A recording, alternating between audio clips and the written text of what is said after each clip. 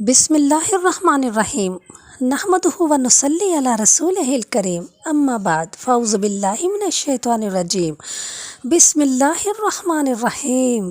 تمام تعریفیں اللہ تعالیٰ کے لیے جو تمام جہانوں کا پروردگار ہے۔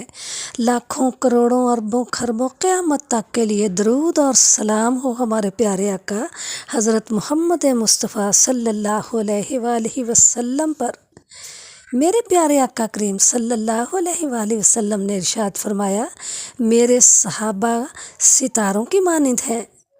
حضرت بلال بن رباح رضی اللہ تعالیٰ عنہ، امیہ بن خلف کے کانوں میں حضرت بلال رضی اللہ تعالیٰ عنہ کے قبول اسلام کی بھنک پڑی تو وہ آگ بگولا ہو گیا۔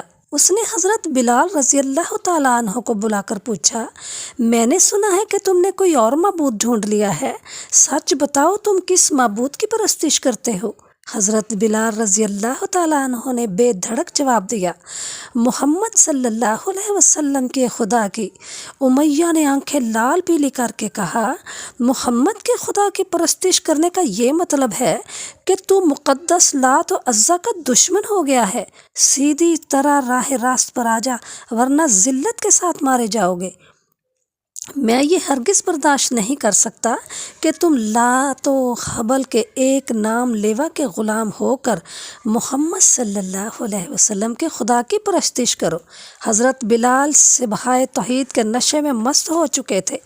نتائج و عواقب سے بے پرواہ ہو کر جواب دیا، میرے جسم پر تمہارا زور چل سکتا ہے، لیکن میں اپنا دل اور اپنی جان محمد صلی اللہ علیہ وسلم اور محمد صلی اللہ علیہ وسلم کے خدا کے پاس رہن رکھ چکا ہوں۔ اس ذات واحد کی عبادت ہی میری زندگی کا منتہائی مقصود ہے۔ تمہارے خود ساختہ معبودوں کو پوجنا میرے بس کی بات نہیں۔ امیہ بن خلف غیظ و غضب سے دیوانہ ہو گیا۔ ایک بے کس غلام اور یوں اس کے منہ آئے۔ اس نے کڑک کر کہا، اچھا تو پھر اپنی بے دینی کا مزہ چکھ، دیکھوں گا کہ محمد صلی اللہ علیہ وسلم اور محمد صلی اللہ علیہ وسلم کا خدا تمہیں کیسے چھڑاتے ہیں۔ یہ کہہ کر اس ظالم نے حضرت بلال رضی اللہ تعالیٰ عنہ پر جو ستم کا ایک لامتناہی سلسلہ شروع کر دیا۔ مکے میں ہیرا کی زمین گرمی کے سبب دھوپ میں تانبے کی طرح گرم ہو جاتی ہے۔ امیہ دوپہر کے وقت حضرت بلال کو گھر سے نکال کر لے جاتا اور ہرا کی جلتی ہوئی ریت پر لٹا کر ایک بھاری پتھر ان کے سینے پر رکھ دیتا تاکہ جنبش نہ کر سکیں۔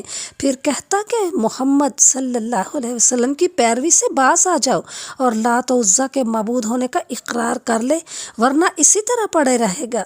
اس نے جواب میں شدائے حق حضرت بلال رضی اللہ تعالیٰ عنہ کی زبان سے احد احد کی آواز نکلتی تھی۔ امیہ غضبناک ہو کر ان کو زود و کوب کرنا شروع کر دیتا، لیکن وہ احد احد ہی کہے چلے جاتے۔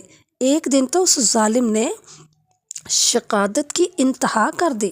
اس نے پوری رات ایک دن حضرت بلال کو بھوکا پیاسا رکھا اور تپتی ہوئی ریت پر ان کے رقص بسمل کا تماشا دیکھتا رہا۔ مشہور صحابی حضرت عمر بن عاص رضی اللہ تعالیٰ عنہ سے روایت ہے کہ میں نے حضرت بلال کو اس حالت میں دیکھا کہ امیہ نے ان کو ایسی سخت تپتی ہوئی زمین پر لٹا رکھا تھا کہ جس پر اگر گوشت رکھ دیا جاتا تو وہ بھی گل جاتا، مگر اس حالت میں بھی کہہ رہے تھے کہ میں لات و عزا کا انکار کرتا ہوں۔ امیہ نے دیکھا کہ اتنی سختی کے باوجود اس عاشق ذوالجلال کی جبین امت پر شکن نہیں ہے تو اس کی آتش غضب اور بھڑک اٹھی۔ اس نے اپنے دوسرے غلاموں اور بنو جمع کے لونڈوں کو کہا کہ لات و حبل کے اس باغی کو اتنی اذیتیں دو کہ وہ محمد اور محمد کے خدا کا نام لینا چھوڑ دے۔ یہ بدبخت امیہ کی خوشنودی حاصل کرنے کے لیے حضرت بلال کو بری طرح مارتے پیٹتے، دن کے وقت ان کے کپڑے اتروا کر لوہے کی زرہ پہناتے اور دھوپ میں ڈال دیتے، شام کو ہاتھ پاؤں باندھ کر ایک کوٹھڑی میں پھینک دیتے اور رات کو انہیں تازیانے رسید کرتے، لیکن حضرت بلال کی زبان سے احد احد کے سوا کچھ نہ نکلتا۔ طبقات میں ہے کہ امیہ حضرت بلال کے گلے میں رسی باندھ کر انہیں لونڈوں کے حوالے کر دیتا اور وہ انہیں مکے کی گھاٹیوں میں گھسیٹتے پھرتے، پھر جلتی ہوئی ریت پر لا کر اوندھے منہ لٹا دیتے اور ان پر پتھروں کا ڈھیر لگا دیتے، لیکن حضرت بلال احد احد ہی کہے جاتے۔ شاعر دربار رسالت حضرت حسان رضی اللہ تعالیٰ عنہ بن ثابت سے روایت ہے، میں زمانہ جاہلیت میں حج یا عمرے کے لیے مکے گیا تو دیکھا کہ لڑکوں نے بلال کو ایک رسی سے باندھ رکھا ہے اور ادھر ادھر گھسیٹ رہے ہیں، لیکن وہ کہے جا رہے ہیں کہ میں لات و عزیٰ اور حبل اور دوسرے سب کا انکار کرتا ہوں۔ غرض حضرت بلال مدت مدعی تک اپنے زہرہ گداز مظالم کی چکی میں پیستے رہے۔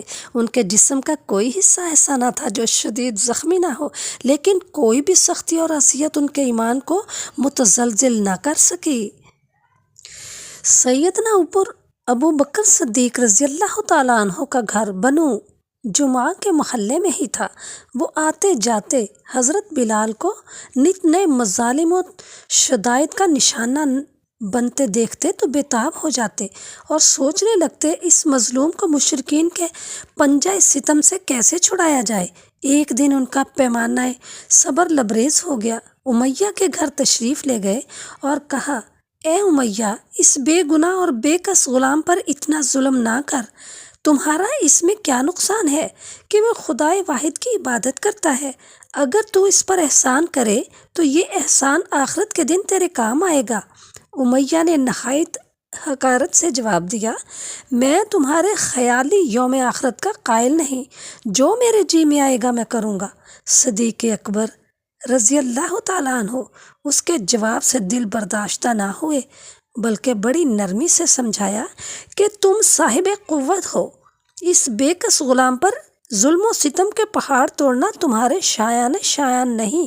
حضرت ابو بکر صدیق کی گفتگو سے تنگ آ کر امیہ نے کہا، ابن ابی قحافہ